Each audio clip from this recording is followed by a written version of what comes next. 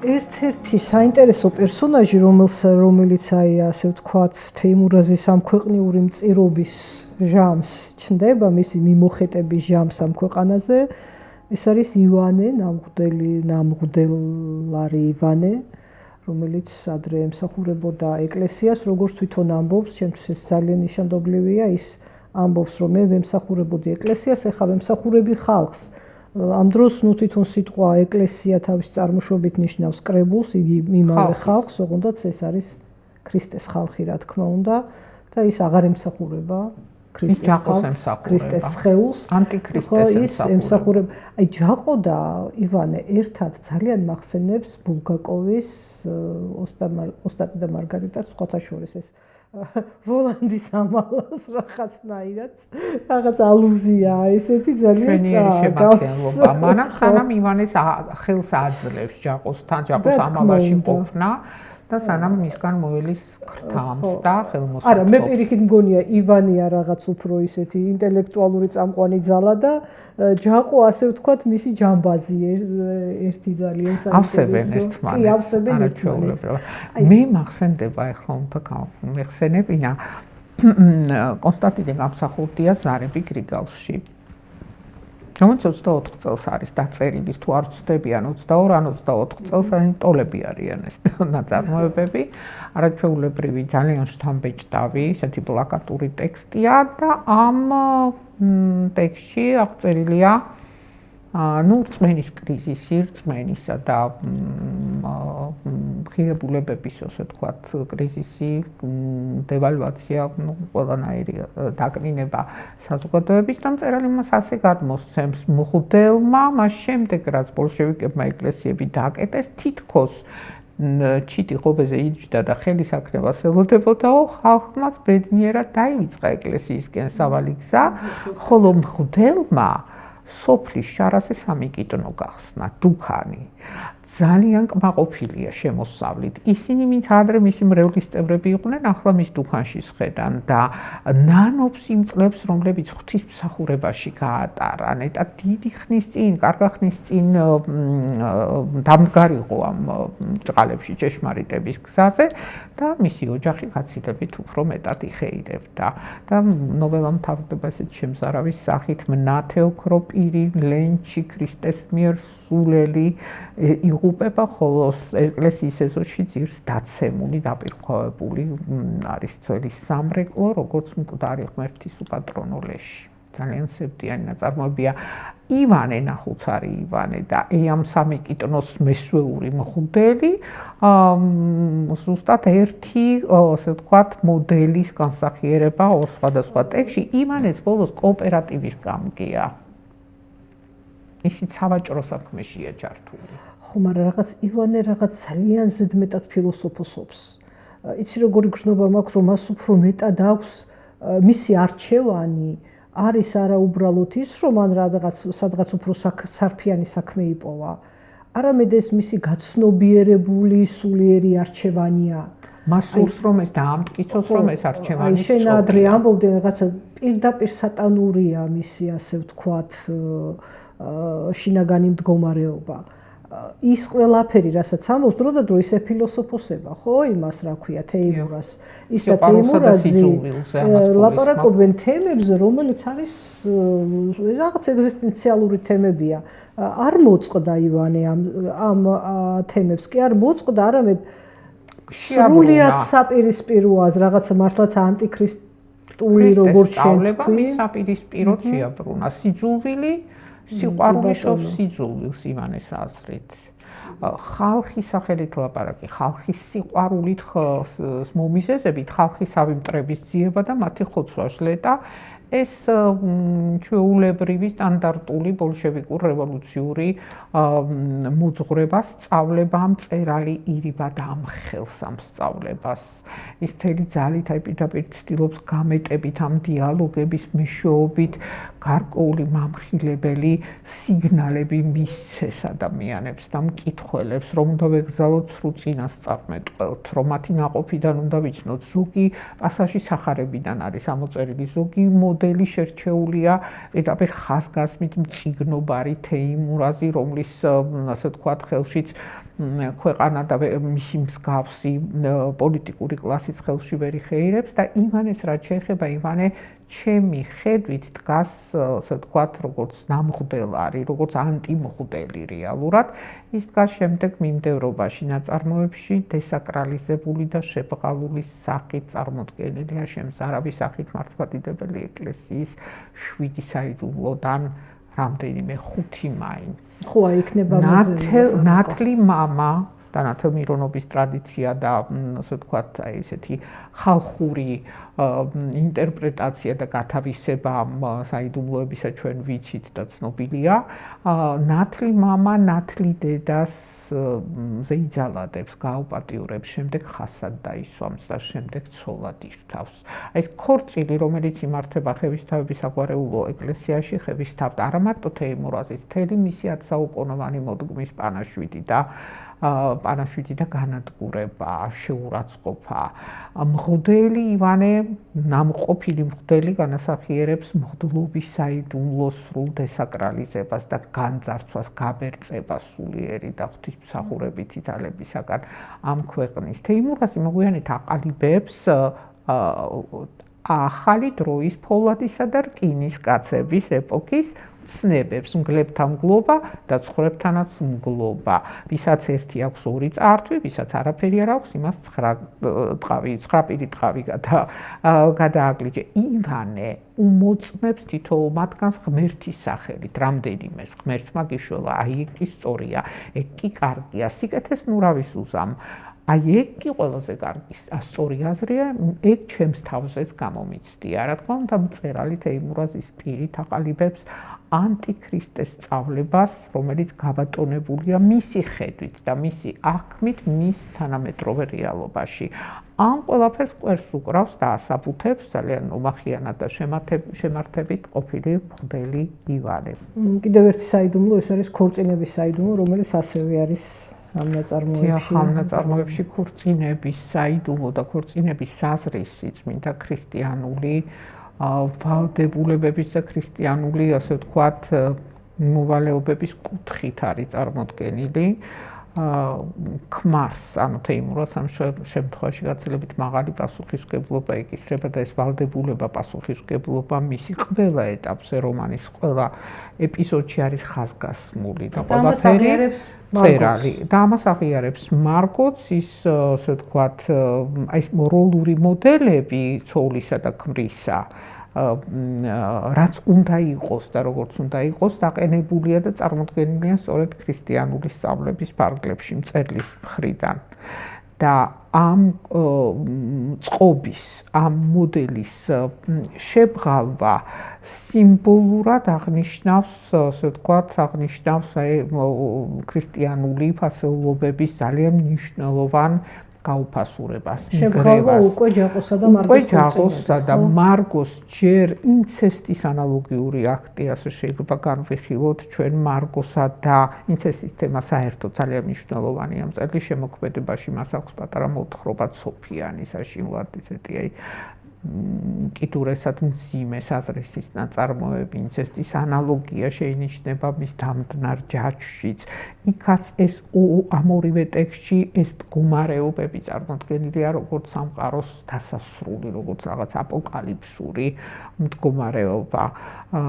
და ამ რომანში ქორწინების სიმბოლურ ალეგორიული პლანი უკავშირდება გამოკვეთილია ძალიან მნიშვნელოვნად მარგოსა და ჯაყოს ქორწილით. ეს ქორწილი სატანის და ანტიქრისტეს ზეიმია, ის თეიმურაზის 10 საუკუნოვანი მოდგმის დასასრულია. მარგოს გარეგნულ იერსახეში ხაზგასმულია მის შემკულობაში, მის სამოსში ხაზგასმულია ნეკისოდენა მარგალიტი, რომელიც იმდუმალ ბრწყინავს მისი სახელის ხაზგასმელი მარგალიტის. აი ამ მარგალიტის დაუფლება ხელში ჩაგდება ამ სიწმინდისა შეძლო სწორედ მძალამ, ხეცმა.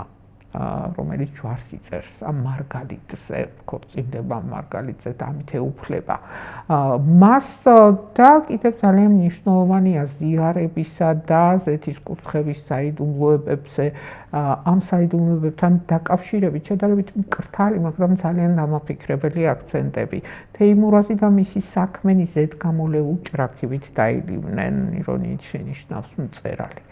ჯაყომს მეზობელი სოფლიდან მღვდელი გადმოიყვანა, თხა გაუხდა, თხა ძალიან მნიშვნელოვანი სიმბოლოა თვით, ასე ვთქვათ,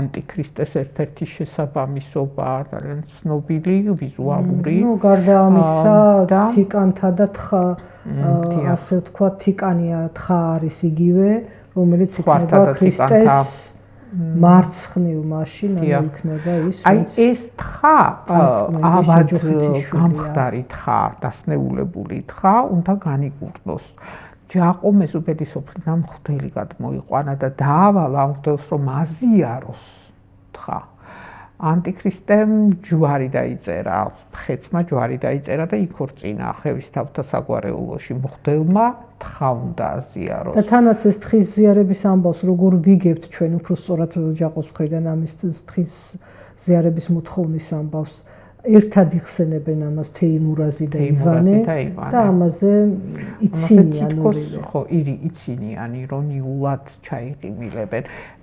ეს ეპიზოდი თითქოს არავითარი კავშირი არ აქვს ამ ეპიზოდს ზოგადად მოვლენების განვითარებასა და მიმდევრობასთან. თითქოს ეს საგანგებოდ არის ასე ვთქვათ განთავსებული რომანის ერთ-ერთ ეპიზოდში. მას შესაძლებელია ითქვას, რომ ნათლისღება, მირონცხება, ქორწინება, მღვდლობა, ზეთის კურთხევაც და ზიარებაც უკიდურესად დრამატულად არის ქრისტიანულ ფასეულობათა ხვედრი დანახული რომანში. ერთადერთი რაც ხელმოსაჭიდი რჩება როგორც მკითხველს, ასევე რომანის მთავარ პერსონაჟს, ეს არის სინანული აღსარება, სინანულის აღსარების ძალიან საინტერესოა ეს ეპიზოდი, როდესაც თეიმურაზი აი უკიდურესად მძიმე მდგომარეობაში, უკიდურესად მძიმე სულიერი მდგომარეობით შედის ეკლესიაში და იცი რა, თვითონ ჩემთვის როგორც მკითხველისთვის ამ ეკლესიაში თეიმურაზის შესვლა აი ამ დაძაბული სიუჟეტიდან, აი ამ უმძიმესი სულიერი მდგომარეობიდან იყო ერთგვარი შვება, ისევე როგორც ალბათ თავად თეიმურაზისთვის და რაღაცა ცოტა მისტიური კვალი აჩნია თვითონ ამ ამბავს, აი ამ ეკლესიას, იმ მღვდელს, რომელიც იქ ხვდება, იმიტომ რომ თითქოს ამ ყველაფერს, რაც იქ ხდება, რამდენიმე ოციოდე მოხუცებული დგას ამ ეკლესიაში, ლოცვაზე, წირვაზე, იმიტომ რომ სახარებას წირვისას კითხულობენ, თითქოს მოწყვეტილი აბსოლუტურად იმ კონტექსტს, რა კონტექსტში მოქმედებენ ზოგადად გმირები, რა სიტუაციაც არის სოფელში, რა დამოკიდებულებაც აქვს სამყაროსადმი ადამიანებს, აი ამ ყველაფრიდან თითქოს სრულიად ამოვარდნილია. ეს არის რაღაცა მადლმოსილი წირვა, რაღაცა განცდა ჩნდება ესეთი მხატვრული ქსოვილია, იქ ისე აღწერილი იქაურობა და მღვდელი ეს სიტყვება თეიმურას და აი ამ მღვდლისა და თეიმურაზის საუბარში ეს მღვდელი წარმოჩნდება რაღაც წინასწარმეტყველის თუ ანგელოზის სახით, რომელიც მას აძლევს რჩევას, ხო? აი ეს ძალიან მნიშვნელოვანი ეპიზოდია. ეს ეპიზოდი მოყვება სწორედ თეიმურაზის თეიმურაზისთვის რეალობის აღქმას, მისი ცნობიერების დაბრუნებას, იმასთან შეხებას, რაც ხდება მის თავს და მის ოჯახში. და ეს ეპიზოდი საგანგებოდ აგებულია ისე რომ თეიმურაზი მანამდე ურწმუნო მცირედ მორწმუნე ეკლესიის ეზოში არ შეიხედავდა მხოლოდ იმის მიზნით, რომ იქ შეკრებილ საზოგადოებაში გამორეული იყო და რამდენიმე ჭკვიანური ფრაზა ეთქვა ჯვრის წერის შემდეგ ეკლესიაში თეიმურაზი არ ყოფილა და ის სწორედ ამ დღეს ეკლესიაში მიდის გორის ეკლესიაში ისე როგორც თავის დროზე ათეულობით წლის წინ მიჰყავდა ხოლმე დედას ნაშინდრის საგვარეულო ეკლესიაში აღდგომა ღამეს გულის ფანცქალით, სასუებით და შვებით. წეგლის მიზანდასახულობა არის ის, რომ ერთგვარად ცალი მუხლით მაინც წამოაყენოს თეიმურაზი და გადმოსცეს ერთგვარი კათარზისი რა, როგორ შეიძლება უკიდურესად დამდაბლებულმა და დაცემულმა ადამიანმა სულიერი შვება ჰპოვოს და რა გარემოში და სად შეიძლება მან სულიერად სული მოითქვას და ამოისუნთქოს. ეს ერთადერთი სივრცეს ამისოთ მწერალს განსაზღვრული აქვს გორის ეკლესია, გაცრეცილი მამა სვიმონი და ოციოდე მოხუცი, რომელიც სწორედ ბრძანებს. და ეს მღვდლის სიტყვები რას ურჩევს? მღვდელი მას ურჩევს, რომ ნუ განიკითხავს, რათა არ იქნეს განკითხული. თეიმურას თუ კი ჩვენ გავიაზრებთ, თეიმურას არავისი განკითხვის უფლება არ აქვს.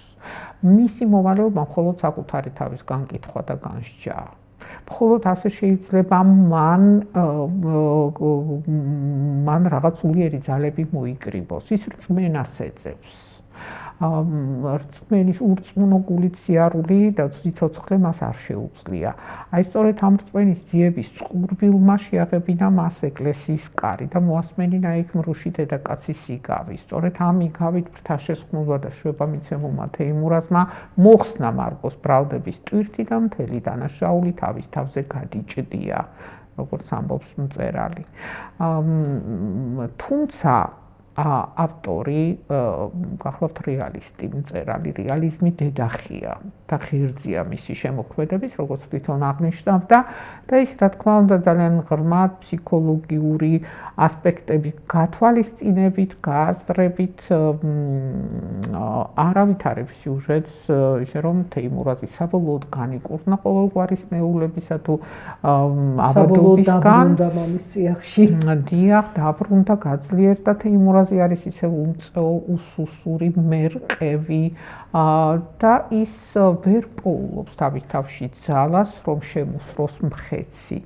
ნაწარმოების შემდეგ ეპიზოდში წარმოდგენილია ძალიან შთამბეჭდავი სცენა, ჯაყოსა და მარგოს თეიმურაზი თავს დაადგება, ისინი ნებიბრობენ იმ საწოლში, რომელიც მათი ცოლ-ქმრის სარეცელია და იქვე კიდეა თეიმურაზის პაპისეული ხანჯალი. პაპისეული ხანჯალი თეიმურაზი ვერ ახერხებს დათვი, ანუ მხეცი ხანჯლით შემოსროს. არადა ჩნდება ორეული, რომელიც მას ჩასახის მოყალი თეიმურაზ ხევისთავე კაცი კი არა მხეცია, მოჰკალი. ეს საუბარი ორეულთა მწერალმა მოგვიანებით დაამატა. ეს არ იყო პირველ რედაქციაში. საერთოდ ასეთი ჩანართები, ჩამატებები ძალიან მნიშვნელოვანია. ეს მიგვითითებს იმას, რომ ეს ხაზგასმას საგანგებოა მწერლის მხრიდან. აქ ავტორი ჩემი აზრით ხაზს უსვამს იმას, რომ თეიმურაზის მიერ ჯაყოს მოკლა ხანჯლით შემოსვრა მკითხველმა უნდა აღიქვას როგორც მხეცის ალაგვა, მხეცის ბოროტის სატანური შემოსვრა, მისი დაძლევა, მისი დამარცხება თან პაპისეული ხანჯლით. თეიმურას არ შეუძლია დათვის შემოსვრა. მას ვერ გაურკვევია მხეცია ეს თუ ადამიანი. მისი წარმოდგენით იმ ეპიზოდში ხაზგასმულია თეიმურაზი იბნევა, ისევ არ იცის ჯერ როგორ შემოსროს და რომელი იარაღი გამოიყენოს ამ მხეცის შესამოსრად და შემდეგ ღელავს დაფორიაქობს იმის გამო, რომ ადამიანი უნდა მოკლას. აი ბოროტისა და სიკეთის განურჩევლობის, კაცისა და მხეცის, ბოროტებისა და დემონურისა და ასე ვთქვათ, არადემონურის განურჩევლობის, ამათი აღრევის პრობლემა არის თეიმურაზის თანმდევი მენტალური და სულიერი პრობლემა. ეს გამოკვეთილია ამ ეპიზოდშიც. თეიმურაზი სუსტია, უმწეოა, მან არ იცის, რომ ეს არის არა ადამიანი, არამედ მხეცი. ეს ეპიზოდი სწორედ მოგვიანებით არის დამატებული. და გარდა იმისა, რომ მარგო არის სიწმინდე, რომელიც შეურაცხყოფილია, ვთქვათ, ღორების მიერ, ამავე დროს კიდე რა დატვირთვა აქვს მას, იმიტომ რომ შეუძლებელია მარგო არის იმდენად საკვანძო პერსონაჟი, რომ ის მხოლოდ მისი დატვირთვა ამით არ მოიწურებოდეს. ლელა, იცი, აი რადგანაც ქონება ახსენე, რომელიც თეიმურაზ მასე გაანიავა, როდესაც არის ჩამოთვლილი ის ქონება, რაც მას დარჩა. ჩამოთვლილია რაღაც არაჩვეულებრივად ბევრი დიდი რაოდენობის მიწები და საუკეთესო ყველაფერი რაც კი ქონდა, მაგრამ არის აქ ესეთი ერთი მომენტი. მას დარჩა ჯერ კიდევ მამამისის დროს თავმონგრეული საომარი კოშკი. აი ეს რა სიმბოლოა შეგვიძლია კოშკი უფრო გამოკვეთილია მისი ფუნქცია და სიმბოლური დატვირთვა რომანის ფინალში. კოშკი ბნელ სივრცეში ასვეტილია ეს ბნელი კოშკი და ამ კოშკში მარგო უკვე თავის მეორე ქმართან, ჯაყო ჯივაშვილთან, თავის მოძალადესთან, ასე ვთქვათ, მოძალადე ნათლი მამასთან და შემდეგ უკვე თავის ქმართან ერთად ცხოვრობს. ეს კოშკის სიმბოლოა დაახლოებით იმ მწკრივში, სიმბოლოთა და ალეგორიათა იმ მწკრივშია, რომლიდანაც ჩვენ, რომელსაც ჯერ კიდევ ვეფხისტყაოსნიდან ვიწყებთ და ვადევნებთ თვალს ბოროტი ქაჯების მიერ დატყვევული ნესტან დარეჯანი ქაჯეთის ციხესიმაგრეში. ეს სიმბოლური სახე შემდეგ გადაინაცვლებს მე-19 საუკუნის ქართულ ლიტერატურაში აკაკის პოეტურ დისკურსში ნესტან დარეჯან ქაჯებს ყავს მოელის ტურფა გამომხსნელს, ასე რომ ზეთუნახავის ატრფოს აბედო მეუღლე კოშკში გამოკეტილი ბოროტი ძალის მიერ და ჯაყო სწორედ აი ამ ბოროტ მხეცურ ძალას და მხეცურ ძალადობას განასახიერებს. ეს ძალიან მარტივი სიმბოლოა. თეიმურაზი სწორედ აი ამ ბოროტების სიმბოლოდ გადაქცეული ამ ბნელი კოშკიდან მარგოს გამოთავისუფლებას და ბოროტი ძალისგან მის გამოშვებას ერის. თუმცა მას ფინალის მიხედვით ამისი ძალა არ აქვს. გრიგოლ რობაქიძე მიხეილ ჯავახიშვილის უახლობელი ადამიანი იყო, მისი უმცროსი ქალიშვილის ნათლია. ამ რომანის დაწერა მან მიხეილ ჯავახიშვილს საგანგებო წერილიც მიუძღვნა და ამ რომანის წაკი ინტერპრეტაციისა სწორედ ის სვამს ასეთ კითხვას მარგოს ის უწოდებს ქართულ დედულს. და აღნიშნავს, რომ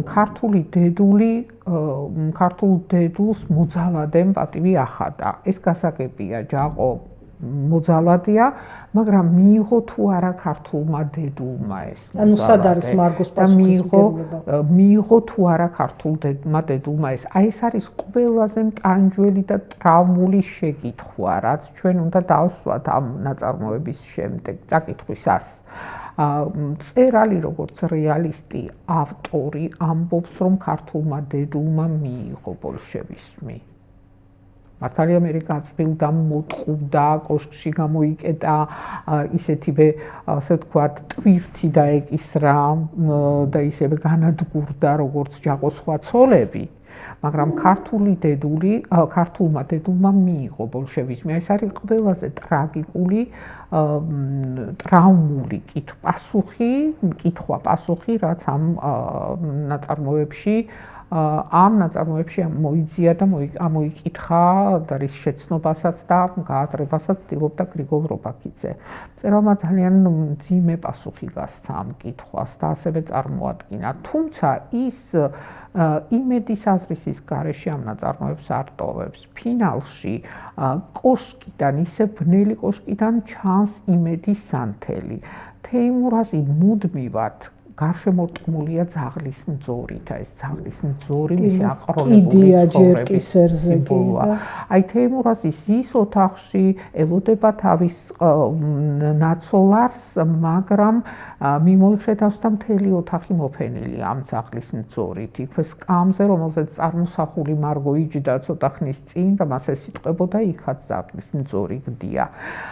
თეიმურაზი კიდობნიდან ხატს ამოიღებს, ამ ხატის წინაშე ლოცვებს წარმოთქვამს და გულშვებით შენიშნავს, რომ აღარსად არის ეს ძაღლის მძორი.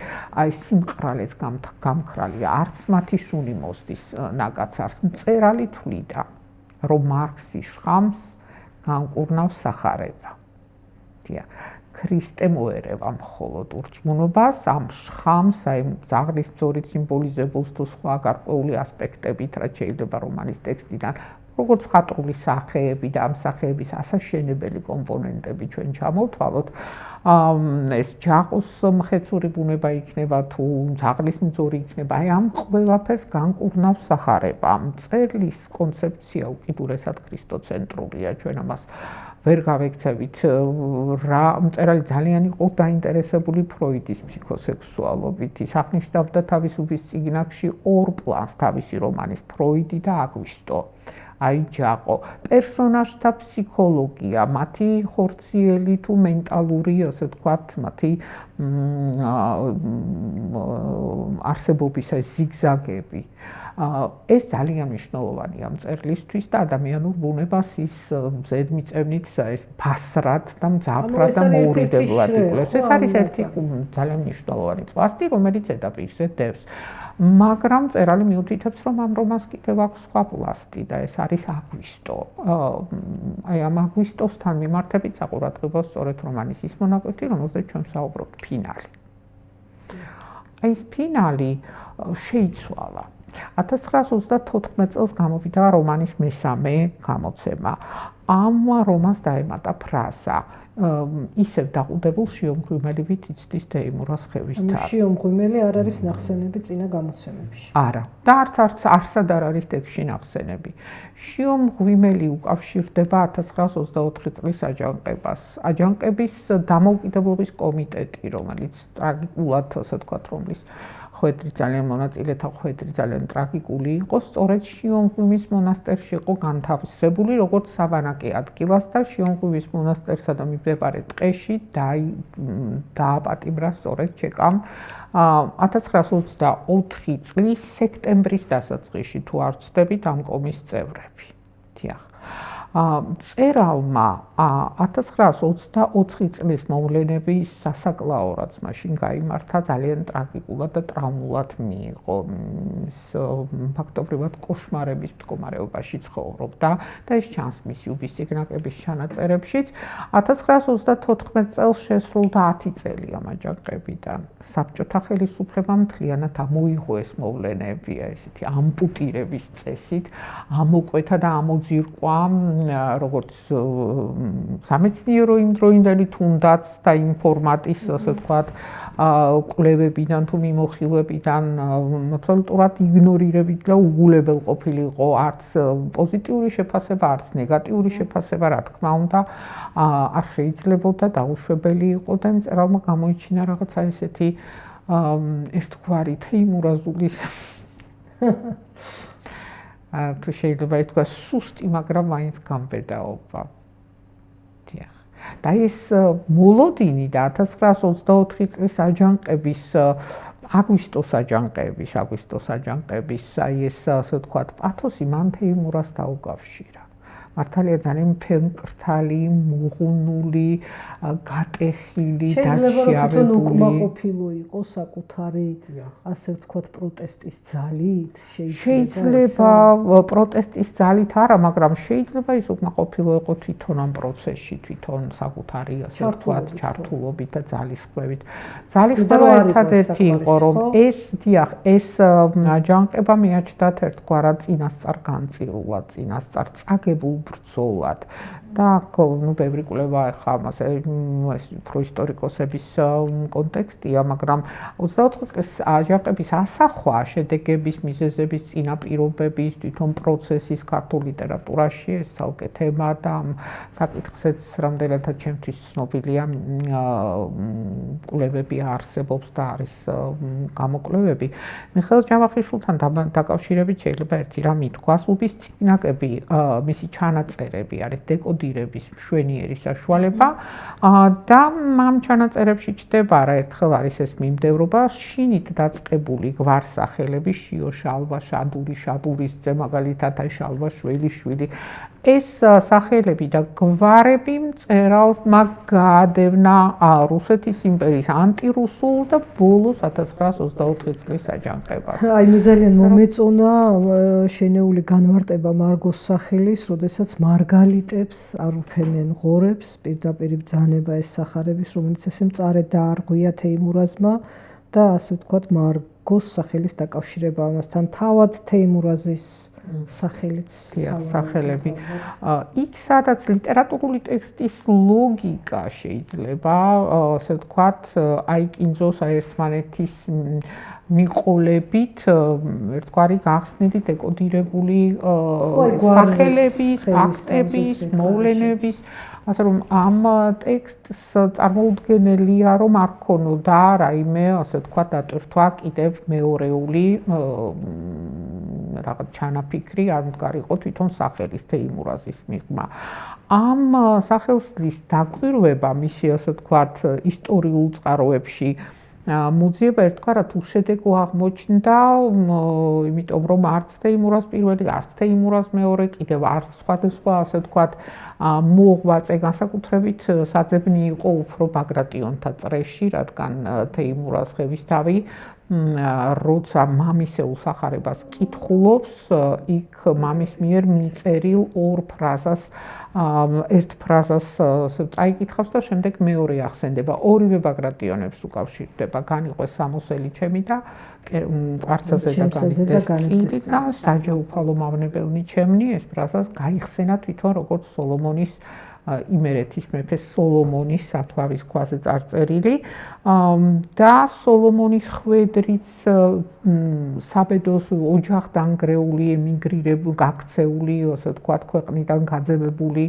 მეფის ტრაგიკული ხვედრი გაიხსენა და საკუთარ ბედს დაუკავშირა და ამბობს რომ ისიც ემიგრანტი, ოღონდ ემიგრანტი საკუთარ ანუ ის უკავშირებს საკუთარ თავს ბევრჯერ ბაგრატიონებს და რაღაცა კონტექსტში და რადგანაც ასეთი კონტექსტი იყო ბაგრატიონებთან დაკავშირებით ინტენსიური თან ერთ მონაკვეთში საძიებელი იყო უფრო ბაგრატიონთა გვარის რომელიმე ნაშიერს შორის აი ამ სახელის სემანტიკა და მე ასე ვთქვათ ასეთი რამ შემემთხვევ, კითხულობდი გერონ ტიქიქოძის წიგნს ერეკლე მეფეზე, გერონ ტიქიქოძე და მიხეილ ჯავახიშვილი კარგი მეგობრები იყვნენ, ისინი როგორც გრიგოლ რობაქიძესთან მიმოიცვლებოდა ეს თემების აკითხავები ერთად იყვნენ ჩართული ძალიან მნიშვნელოვანი ლიტერატურული გაერთიანების არიფიონის შექმნის დაფუძნების და აი ამ კრებულის გამოცემის პროცესში და სწორედ გერონ ტიქიქოძის ამ ნაშრომში არის წარმოდგენილი ერთი ცნობა, მას არ აქვს მითითებული წყარო, ასახელებს რომ ეს მოაქვს როგორც ერთ-ერთი გადმოცემიდან მომდინარე ინფორმაცია მე-18 საუკუნეში მეფე იესე, ქართლის მეფე იესეს ვაჟი თეიმურაზ ბატონიშვილი დანიშნული იყო კივიამილახურის ქალიშვილზე. ეს წყვილი ხალხში დიდი პოპულარობით სარგებლობდა, ისინი გაულექსავთ კიდეც და ერთ დღეს თურმე დანიშნულები ნარდს თამაშობდნენ ამილახრიანთა სასახლის აივანზე და ეს სწორედ ამ დროს მოადგა ამილახვართა ოჯახს ნადირ შაჰის წარმომადგენლობა, მისი ემისრები, რომლებმაც გამოაცხადეს, რომ ეს გოგონა ამიერიდან შაჰის, ასე ვთქვათ, ჰარამხანის ნაწილი გახდებოდა ერთი ვერსიით ეს არის თითქოს და შაჰის ძმისშვილის საცოლედ იყო შერჩეული ეს გოგონა და დასახული ასე ვთქვათ ნადირ შაჰის მიერ და მეორე ასე ვთქვათ არის კიდევ ესეთი წყარო რომ თვითონ ნადირ შაჰის ჰარამხანის ნაწილი უნდა გამხდარიყო ვერც მამამ კიბიამილახვარმა გავლენიანმა და ძალიან სოლიდური ასე ვთქვათ რესურსების მქონე იმდროინდელმა ფეოდალმა ვერც დანიშნულმა თეიმურაზ ბაგრატიონმა თეიმურაზ იესეს ძემ ვერ დაიხსნეს ეს გოგონა ნადირ შაჰისგან თეიმურაზ ბატონიშვილის სიმწრისგან საერო ცხოვრებაზე იღებს ხელს ცხადია რომ ამ გარემოებამ საქორწილოთ ემზადებოდა მაგრამ დაქორწინდა სხვაგვარად თეიმურაზ ბატონიშვილი ბერად შედგა და აი ასე მივიღე ჩვენ კათალიკოსი ანტონ პირველი ყოფილი თეიმურაზ ბატონიშვილი. საინტერესო ისტორია. ვინ წაართვა თეიმურაზ ცოლი, თეიმურაზ ხევისთავს ნადირმა, ტყიდან გამოვარდნილმა მხეცმა. ჩემი აზრით ამ სახელის ერთადერთი ასე ვთქვათ გენეზისი უნდა უკავშირდებოდეს თეიმურაზ იესესზე ბაგრატიონს. და გამომდინარე იქიდან რომ ეს გერონ ტიქიქოძის გამომდინარე განამტკიცებს ამ ინტერპრეტაციას შეიძლება განამტკიცებდეს სწორედ გერონ ტიქიქოძისა და მიხეილის მეგობრობის მათი თანამშრომლობის მათი კოლაბორაციის ასე ვთქვათ ამბავიც ხშირად არის მითითებული ეკითხოს გერონტის უბისწიგნაკების ჩანაწერებში გერონ ტიქიქოძე იყო მისი ერთ-ერთი ასე ვთქვათ კონსულტანტი საკითხში ასე რომ ხევისთავი როგორც გვარი სიმბოლურად წარადგენს მცველის კონცეფციას თეიმურაზი, როგორც ბაგრატიონის თეიმურაზ ბატონიშვილის იესესის სახელი ტრაგიკულ ხვედრს საბედო წაგვრილი ნადირის მიერ ცოლ-წაგვრილი თეიმურაზ ხევისთავისას თვითონ რაც შეეხება მარგოს მისი სახელის სიმბოლიკა თვითონ რომანის ტექსტში მითითებული და გამყარებულია სახარებისეული ფრაგმენტი. ლელა, უღრმესი მადლობა, ეს იყო ძალიან საინტერესო. მე მგონია, რომ ჩვენ მრავალგზის უნდა დაუბრუნდეთ. ჯაყოს ხიზნებს არ ვიცი, მაგრამ მიხეილ ჯავახიშვილს. და კიდევ ალბათ არაერთი საინტერესო მწერალი გვიქნება. დიახ. ჩაგეჭრებით, რომ ძალიან აქტუალური ავტორია უცხოეთში. არაერთი თარგმანი გამოქვეყნდა ჯაყოს ხიზნების. დიახ. და ერთ-ერთი გამოცემა გერმანულენოვანი გამოცემა თარგმნეს იულია დენგმა და ნინო იდოიძემ და მე დამიკვეთა ბოლოსიტყვაობა გამომცემელმა და მათ ეს ბოლოსიტყვაობაც თარგმნეს. ეს გამომცემელი იყო დაინტერესებული რაღაცა ისაოცრად ამ რეპრესირებული ქართველი მწერლებით და მათი თავგადასავლით. თვითონ ამ ბოლოსიტყვაობაზე მუშაობისას მოითხოვდა, რომ განსაკუთრებით ხაზგასმული ყოფილიყო ამონარიდები უბისწიგნაკებიდან მისი ეს დოკუმენტური ასე ვთქვათ ტექსტები, ჩანაწერები, წერილები და რამდენადაც ვიცი კიდევ ითარგმნა კვაჭი-კვაჭანტირაძე, თურქულად ითარგმნება და ითარგმნა მისი არაერთი ნაწარმოები. კვაჭი-კვაჭანტირაძეს ქია სასაცილო სახელი თურქულად მათრაბას. დიახ, ძალიან საინტერესო პროცესები ვითარდება ამ მწერლის ირგვლივ. ინტერესი საკმაოდ არის უცხოეთში. მე იმედი მაქვს, რომ მისი გამოცემის საკითხი, აკადემიური გამოცემის საკითხიც რაღაც უფრო გამოიკვეთება, დადგება და დადებითად გადაწყდება იმედია. გადაწყდება, იმიტომ რომ მაინც გამოცემულია მისი 6 ტომეული, თუმცა თუ გავითვალისწინებთ იმას, რომ გამოვიდა წერილები, ცალკე ტომად და შეივსო, გამოვლინდა პუბლიკაციების, ინტენსიურად მუშაობდა როგორც პუბლიცისტი, გამოქვეყნდა უბისწიგნაკების ჩანაწერები და ესეც ცალკე გამოცემულობა ინტელექტმა გამოსცა. ძალიან მნიშვნელოვანი იქნება ამ ყველაფრის მრავალტომეული სახით თავმოყრა და აკადემიური აკრიბით და წესით და ყველანაირი ასე ვთქვათ კომენტირების, ჩაღრმავებული კომენტირების მეთოდით მისი გამოცემა. ძალიან დიდი მადლობა. მართლაც საინტერესო იყო შენეული ინტერპრეტაცია, გადაცემა მაყურებლისთვის იყო საინტერესო და ბევრის მომცემი პირველ რიგში იმის გამო, რომ შენ იყავი დღეს ჩვენთან. დიდი მადლობა. ნახვამდის. უღრმესი მადლობა წარმატებით. კარგად, ძანდებოდეთ.